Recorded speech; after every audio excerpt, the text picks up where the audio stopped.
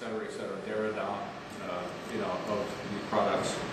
But I titled my talk "This Moment and That Moment," and this moment, of course, is now, and that moment that I'm speaking of is from roughly 1969 to 1972, which I thought was a kind of poignant and important moment, not only in my maturation, but at a particular moment in New York.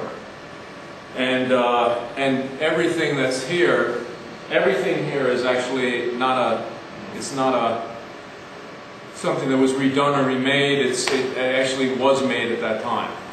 The hopscotch, the ping pong tables, all the documents of that performance, and all the things in the other room as well. And so that moment being, again, 1969 to 1972, something about that. And I thought I'd start out. I'm going to talk a little bit, and then possibly, if we're able to see some photographs or something like that. I think that the projector is not working. That's right. Yeah. We might have to gather around and look at them this way near the end of whatever I have to say. The other thing is that I'm just going to go through this somewhat casually and spontaneously, and if you want to just say anything or break in and have any questions at any time, just do it. We'll just have it like a seminar or something like that. In order to understand that moment, I thought there's a number of different contexts that we could speak of, as there are in any moment. There's a personal context, what was happening with me and my own work at the time.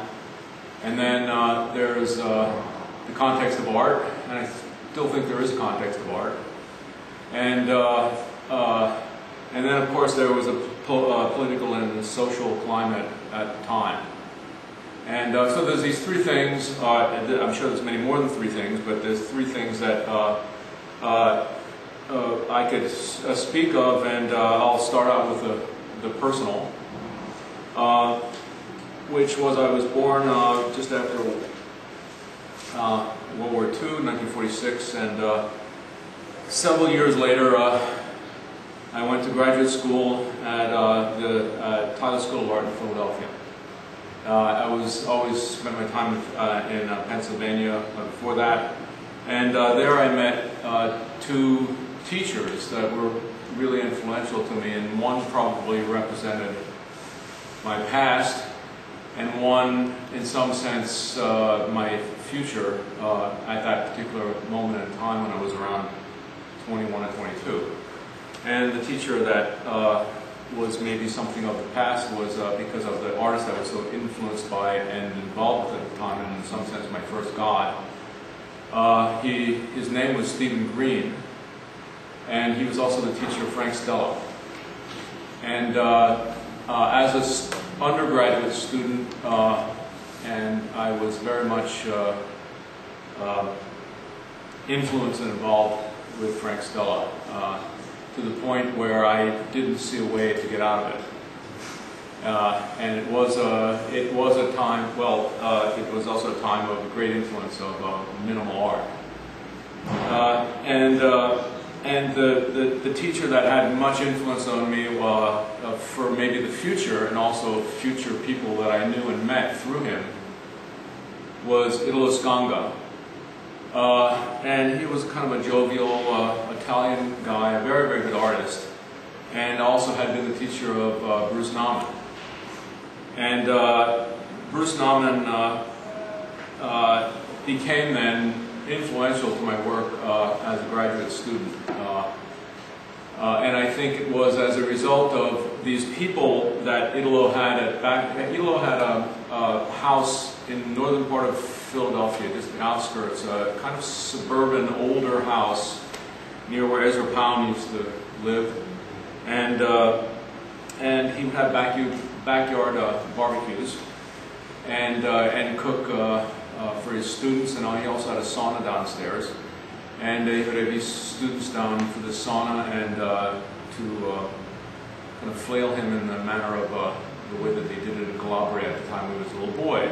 And it was at these saunas and barbecues where I met Bruce Nauman, Marcia Tucker, who was the curator of the Whitney at the time, the young curator of the Whitney, somewhat radical, and Dan Flavin, and maybe most importantly, someone who became a friend ever since, until he died last year, Sol LeWitt. And these were all Italo's friends, and some of them former students, but everyone loved Italo. And he didn't really say much when he taught. But you knew you were doing something good if you could get him to laugh. And so it was an influential moment to me. And it's both Sol LeWitt and Marcia Tucker. Bruce Nauman arrived in an old Citroen. Well, at the time it wasn't that old, but it was kind of looked like a kind of flying saucer, and he drove up and into the driveway and then kind of let himself down with this hydraulic kind of lift thing that was built into the thing. And I'd never seen a Citroen before, or Bruce Nauman, and so he was kind of always spacey, and in a really good way. And he came and he nailed a little plaque on Italo's tree that said, "A rose has no teeth," as a kind of gift or something like that. And this, of course, mystified me as well. I mean, what did that mean, and why was it on a tree? And he did a couple of sculptures that also mystified me, like this piece of it was a piece of steel about the size of that table, that thick, and on the underside of it. It's something that you couldn't possibly lift it single-handedly. You saw it in the gallery of the museum, and if you couldn't possibly lift it, but if you were able to, you would have seen etched on the underside the word "dark," which of course wouldn't have been dark since you were lifting it, and it was then, all this kind of mental thing that Nauman was involved with really intrigued me. And it's somewhat, it was meeting Sol LeWitt just in general, and he told me and everybody else to read Wittgenstein. And I fell in love with a black girl named Adrienne McCoy, and at the time I come from a really small town in Pennsylvania, so this all was a very new experience. And it kind of bumped me out of minimalism as a student. And I think it was at that time when I started doing, not my student work, but what became my more mature artistic endeavors. Go ahead. I have one memory of Skanger, I think, doing some sort of wood carving. What was his art like? Was it relevant at all to you? Yeah. It was relevant, and it wasn't so much in itself relevant to me. He did do wood carvings. He did some columns that would not reach to the ceiling or support anything. He did a bunch of things, and he was documented in early avalanches as well. And I remember actually keeping with the can theme here. I remember us. We would go into his pantry, take off the labels of cans, and then paint watercolors in the back, using a lot of wine and other things that we were drinking at the time. So it was kind of Dionysian, experience. And but I don't know. Stephen Green was much more tight and controlled, and a real the archetypal New York, it seemed to me, painter and things like this. Whereas Italo was I don't know, just much looser and knew all these people that. But reading Wittgenstein he was maybe the philosopher of the late 60s and early 70s, and influenced people. I mean, of course he had written earlier, but he was influencing people, certainly like Joseph Kosuth and certainly Bruce Nauman. Joseph Kosuth put his writings on the wall of the gallery, and Bruce Nauman referred to him a lot. And also Roland Barthes, and this led me to what was then something that was developing called semiotics, which had started maybe with Saussure in linguistics in 1905 in Geneva, and then, but really somehow became influential, almost philosophically, in the late 60s. And also influenced political movements at the time, having to do with what you call something is what it is. Semiotics.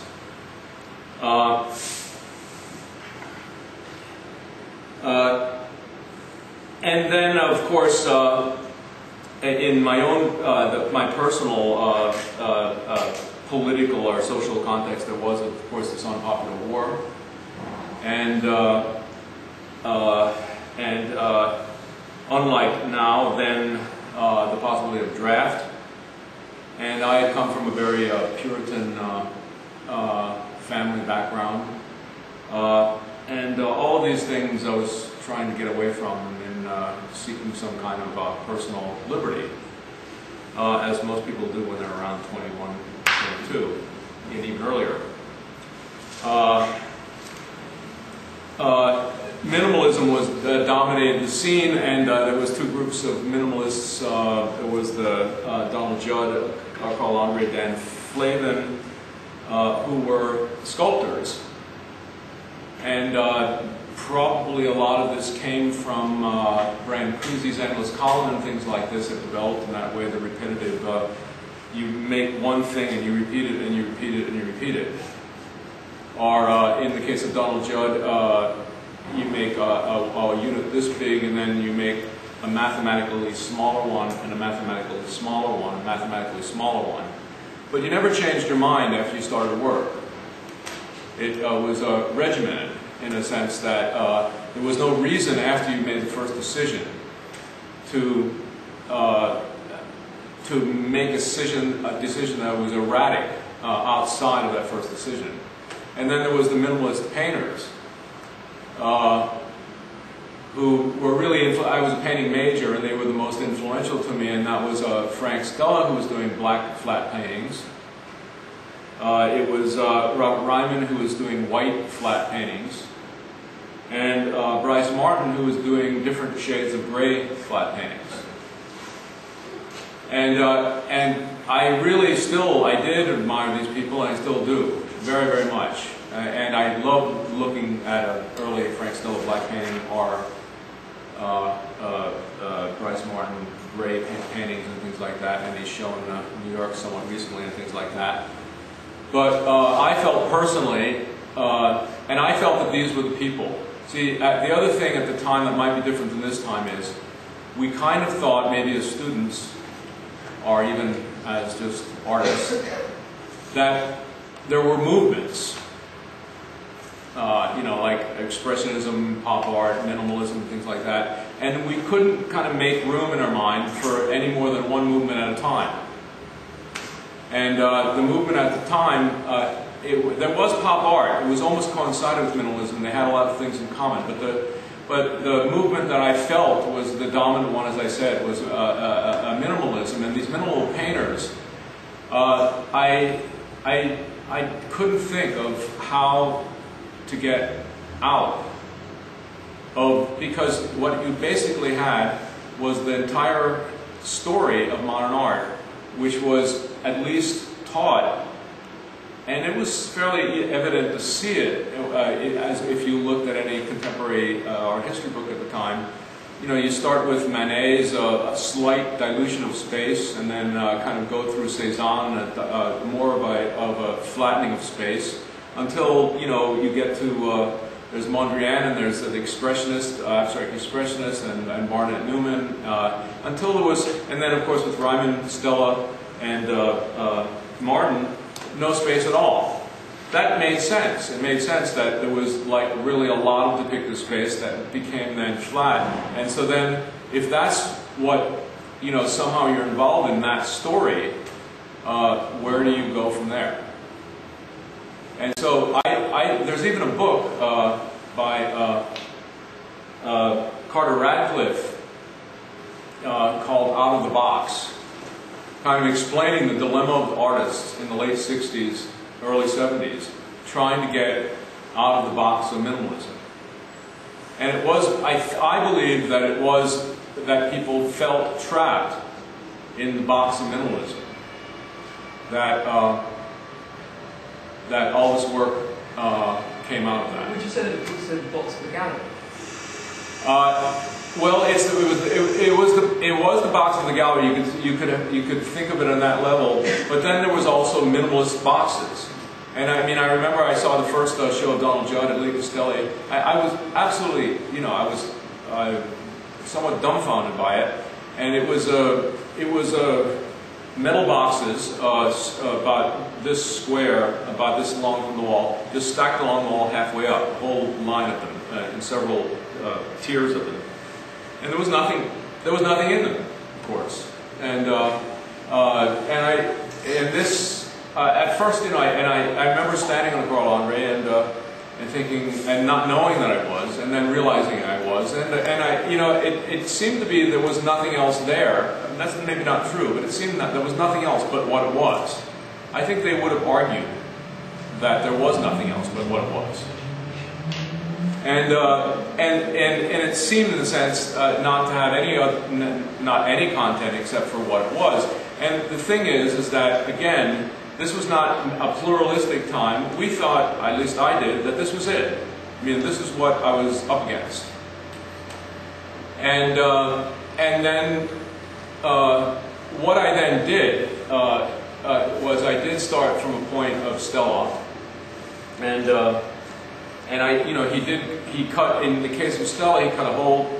There's a story about that. I don't know if it's too long to tell, but basically his teacher told me that Stella was influenced by Jasper Johns, and he saw his flag show, and he was painting stripes at the time, but he saw the flag show by Jasper Johns, and he started putting a field in his stripe paintings, influenced by the flag, and he somehow, it didn't make sense so much in what he was doing it, and evidently Stephen Green wrote "God Bless America" across one of his paintings, and he got really pissed. And so he cut it out in defiance of his teacher. And according to Stephen Green, that was his first shaped canvas with a hole cut out. It's probably partially true, the story. And I decided to start cutting. I cut a hole out too, but I decided to make it bigger and bigger every time I made a new canvas. The canvases were, stretchers were 5 feet square. And I just got bigger and bigger and bigger until there was no canvas, it was just the stretcher. And then I thought about putting the canvas on the side of the thing, and I thought, well, maybe I should paint it on the wall, but then I really couldn't get permission to paint on the wall. And so I just went outside and took a brush and painted it, literally painted the landscapes with brush. 3 feet wide, acrylic paint for an hour at a time. And 3 of the photographs are over almost everything I'm talking about. For that moment anywhere, is in this room or that room. In any case, we don't have to see slides of it. But just 3 feet wide by an hour long, like just deciding on 1 hour long. And they went through the fields, and I mean, just if there was leaves there, if there was dirt there, I painted the dirt. If there was whatever was there, I just painted a path. And this culminated in a piece, which 2 photographs are out there as well, called "From Sunrise to Sunset," and it was a kind of reference to Monet. And I got a whole bunch of cans of paint and of different colors, and I decided to start at sunrise in the east and paint till sunset, to the point where the sun was setting. So it started with sun was rising and went for about a half a mile, a little long over hills and valleys and through brush and trees until where the sun set. It started out yellow in the morning and got to be blue, and then yellow-orange at night. And no one saw this except me. And I did have a camera, and I didn't document it, and there's the photographs are in this other. It went through a little stream, and I thought, well, that might be interesting for my next piece. Like, what happens if for the entire hour, but I do it through water, so that there's no permanency whatsoever. It just dissolves as it's being applied. And it seemed a bit more expressionistic, so I don't know, I thought about where could I get a body of water that would take me an hour to walk across while I was photographing it, and while I was, you know, and also while I was dripping paint. And then, well, the most likely thing, since I was in Philadelphia, and Philadelphia, by the way, was the first capital of the United States. And I drove with my car, which I still have, up the Delaware River to find a place where no one, I was kind of shy about this. I didn't really want people to see it. And I didn't want people to kind of get me for doing this either. So I tried to find a spot where, you know, that no one would see me or no one was around, and no houses and things like that. And as I was driving, it was completely spontaneous. I didn't think about this before I drove up. I saw a sign, and it said Washington's Crossing. And then all of a sudden, like, you know, lights lit up and things in my head as far as the ramifications of crossing the Delaware, or Washington had crossed the Delaware so many years before. And so I took my cans of paint, 3 gallons, and strapped them around my waist with my belt, and my Mamiya 35mm camera. And it was March 20th, so it was cold, and there was actually ice in it, and I walked into the water, having no idea how deep it was, and at some point got sucked under, and had to get the cans of paint off, abandoned my camera, and all I had at the end, I continued crossing over the other side and realized that when I went back to school, I was still in school, and Idalos was still my teacher. When I went back to school, I would have nothing to show for it, except the story. And it was at that point, or maybe a few hours later, or maybe a few days later, where I realized that maybe the important thing was the story. It wasn't so much crossing I mean, of course I did cross the Delaware, but I mean the story of it was the remnant of what I had.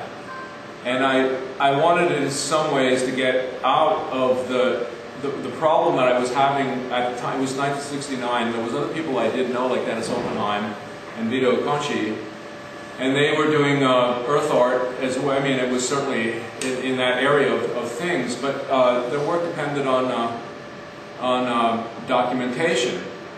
I mean, a photograph and a text, but it was one, I felt, weak link in the whole deal was that it really depended on whether or not it was true. And you know, you saw a photograph and a text, and you know, whatever the artist did, it depended on a kind of truth factor.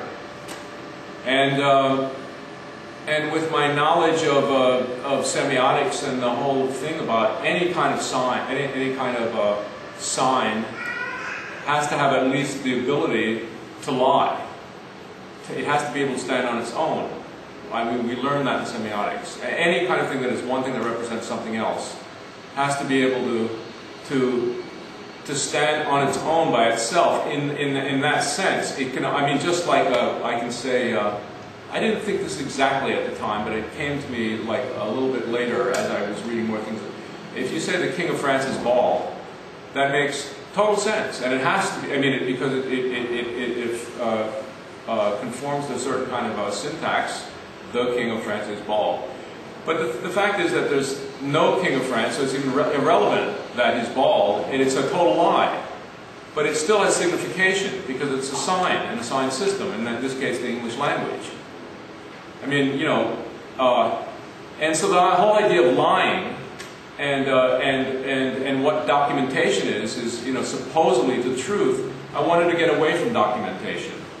So the next thing I did was disguise myself as George Washington. And this was an obvious lie. I mean, because I wasn't.